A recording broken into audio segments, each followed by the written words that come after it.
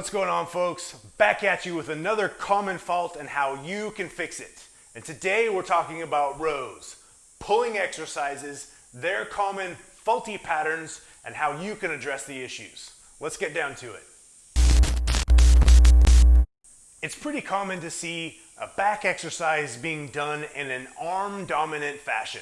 And what I mean by that is that you'll often see someone performing a back exercise and using too much arm, maybe even hiking up the traps and using posterior deltoids more than the lats that they're trying to recruit. So let's stop and see if you can identify the difference between the two.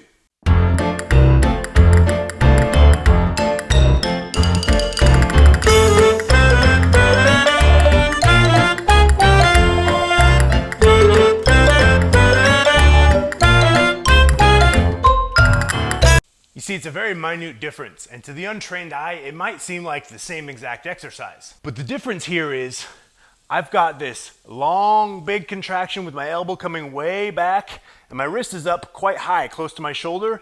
This recruits a lot of traps and posterior deltoids.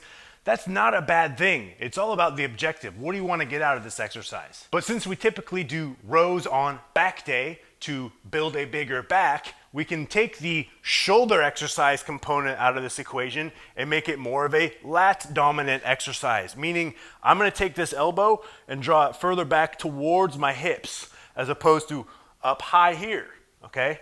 So you can see this angle here is reduced compared to when it's high, right? I've got a longer range of motion, shorter range of motion, but lat and back muscle exercise versus posterior delt, trap, rhomboid, more of a shoulder exercise. Good for lats, not so good for lats. Another important thing to address here is grip.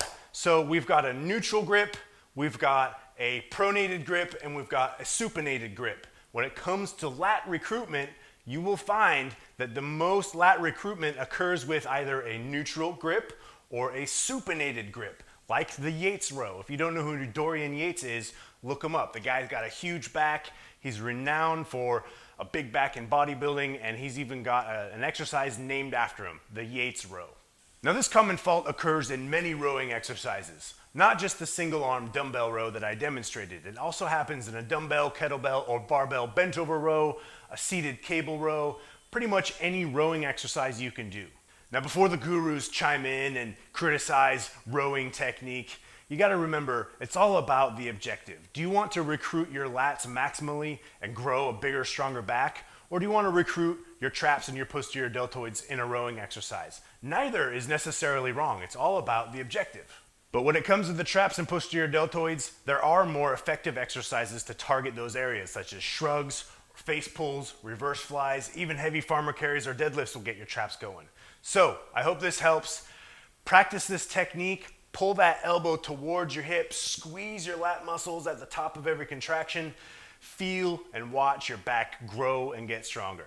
All right, more to come. Talk to you soon.